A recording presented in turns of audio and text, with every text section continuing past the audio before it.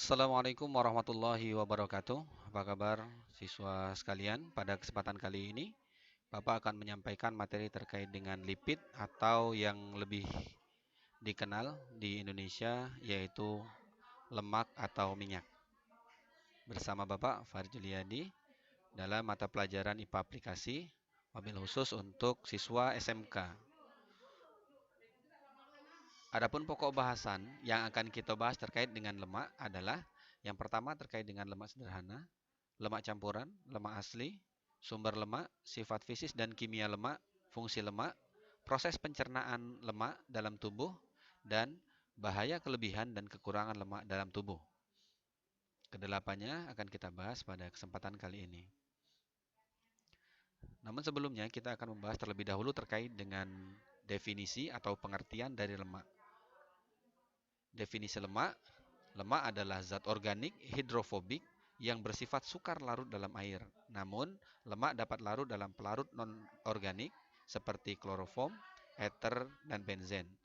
Artinya, dalam definisi lemak ini, lemak dia bersifat hidrofobik atau dia tidak menyukai air atau sukar larut dalam air. Sehingga ketika kita memasukkan antara lemak dengan air, maka lemak tidak akan bercampur dengan air atau posisi lemak akan berada di atas dari air. Karena mengapa? Karena massa dari lemak lebih ringan dibandingkan dengan massa air.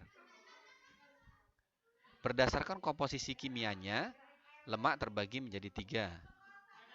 Yang pertama adalah lemak sederhana. Apa itu lemak sederhana? Lemak sederhana adalah lemak yang tersusun oleh trigliserida yang terdiri dari satu gliserol dan tiga asam lemak.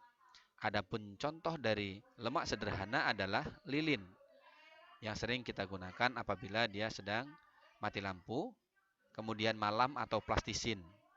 Lemak sederhana yang padat pada suhu kamar. Dan minyak adalah lemak sederhana yang cair pada suhu kamar. Jadi, senyawa sederhana ataupun lemak sederhana ini ada dua. Yang pertama adalah lemak yang dia padat pada suhu kamar, contohnya adalah malam dan plastisin atau lilin. Kemudian lemak sederhana yang cair pada suhu kamar yaitu minyak. Yang kedua adalah lemak campuran. Lemak campuran merupakan gabungan antara lemak dengan senyawa bukan lemak. Jadi contoh dari lemak campuran adalah lipoprotein, gabungan antara lipid dengan protein, kemudian fosfolipid, gabungan antara lipid dengan fosfat, kemudian fosfatidilkolin, yaitu yang merupakan gabungan antara lipid, fosfat, dan kolin.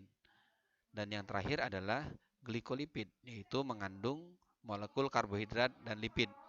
Di mana sebenarnya masih banyak contoh yang lain, namun pada kesempatan kali ini Bapak hanya memberikan contoh 4 terkait dengan lemak campuran. Kemudian yang ketiga itu adalah lemak asli atau derivat lemak. Apa itu lemak asli? Derivat lemak merupakan senyawa yang dihasilkan dari proses hidrolisis lipid. Hidrolisis berarti adanya pengurangan air di dalam lipid tersebut. Misalnya adalah kolesterol dan asam lemak. Berdasarkan ikatannya, asam lemak dibedakan menjadi dua. Yang pertama adalah asam lemak jenuh bersifat non-esensial karena dapat disintesis oleh tubuh dan pada umumnya berwujud padat pada suhu kamar. Asam lemak jenuh berasal dari lemak hewani, misalnya mentega. Dan yang kedua adalah asam lemak tidak jenuh, bersifat esensial karena tidak dapat disintesis oleh tubuh dan umumnya berwujud cair pada suhu kamar. Asam lemak tidak jenuh berasal dari lemak nabati, misalnya minyak goreng. Nah, kalau kita melihat dari kedua asam lemak jenuh dan tidak jenuh ini, sebenarnya dapat kita simpulkan bahwa lemak jenuh itu bersifat berbahaya bagi manusia jika kita konsumsi dalam jumlah yang berlebih. Karena banyak mengandung lemak yang dia jenuh dan bersifat merusak bagi tubuh. Sedangkan lemak tidak jenuh yang dia berasal dari tumbuhan, namun di sini meskipun dia yang Pak berikan contoh adalah minyak goreng, begitu juga minyak goreng ini sebenarnya tidak baik bagi tubuh jika kita konsumsi terus-menerus. Berdasarkan asalnya, Sumber lemak dapat dibedakan menjadi dua. Yang pertama adalah lemak yang berasal dari tumbuhan yang dikenal dengan lemak nabati. Beberapa bahan yang mengandung lemak nabati adalah kelapa, kemiri, minyak zaitun, kacang atau kacang tanah atau kacang-kacangan, kemudian mentega, kedelai, dan lain-lain. Masih banyak lagi ya. Kemudian yang kedua adalah lemak yang berasal dari hewan, disebut dengan lemak hewani. Beberapa bahan yang mengandung lemak hewani adalah daging, keju, susu, ikan, segar, dan telur. Adapun fungsi lemak, yang pertama adalah sebagai pelindung tubuh dari suhu rendah. Jadi sebenarnya lemak yang terdapat di lapisan kulit kita bagian dalam atau di bagian dermis itu digunakan untuk melindungi tubuh kita dari suhu rendah ketika kita kedinginan. Yang kedua sebagai pelarut vitamin A, D, E, dan K. Karena keempat vitamin ini hanya larut pada lemak dan tidak larut pada air. Kemudian yang ketiga sebagai pelindung alat-alat tubuh vital antara lain jantung dan lambung, yaitu sebagai bantalan lemak. Yang keempat sebagai penghasil energi tertinggi. Dan yang kelima, penahan rasa lapar karena adanya lemak akan memperlambat pencernaan. Bila pencernaan terlalu cepat, maka akan cepat pula timbulnya rasa lapar. Dan yang keenam adalah sebagai salah satu bahan penyusun membran sel. Kemudian proses pencernaan lemak dalam tubuh. Nah, ini adalah materi terakhir. Materi terakhir adalah tentang proses pencernaan lemak.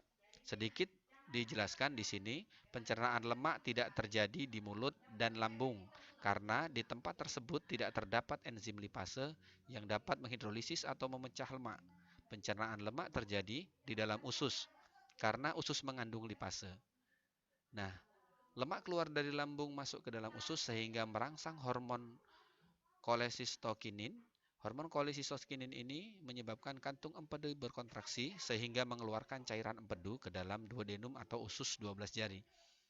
Empedu mengandung garam empedu yang memegang peranan penting dalam mengemulsikan lemak. Dan seterusnya bisa kita lanjutkan.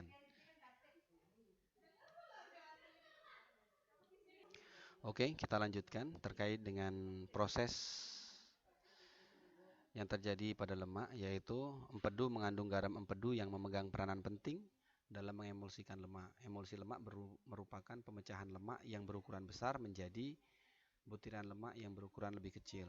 Ukuran lemak yang lebih kecil atau trigliserida yang teremulsi akan memudahkan hidrolisis lemak oleh lipase yang dihasilkan dari pankreas.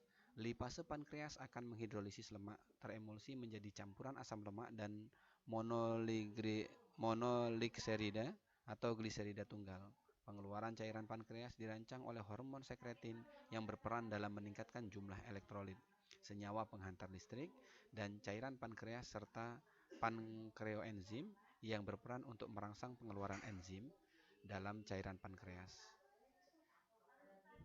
Absorpsi hasil pencernaan lemak sebagian besar 70% terjadi di usus halus.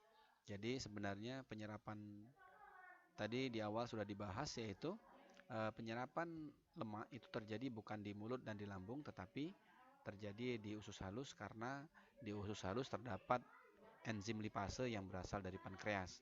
Pada waktu asam lemak dan monogliserida diabsorpsi melalui sel-sel mukosa pada dinding usus, kedua diubah kembali menjadi lemak trigliserida dengan bentuk partikel-partikel kecil.